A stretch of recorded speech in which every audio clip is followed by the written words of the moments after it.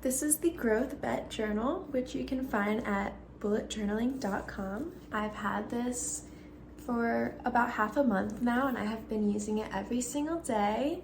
It is a self-care journal. They are themed around each month. I've only done January so far. February has all these little hearts for Valentine's Day. Another huge favorite part of mine is the habit tracker.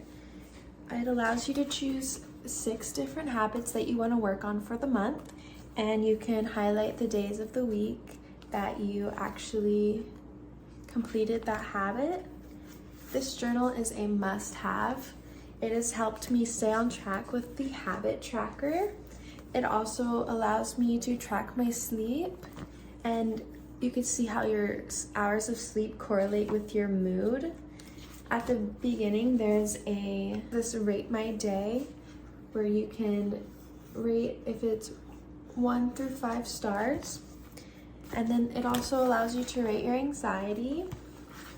I highly recommend this book to anyone who's trying to start their self-care journey. It has really helped me with mine.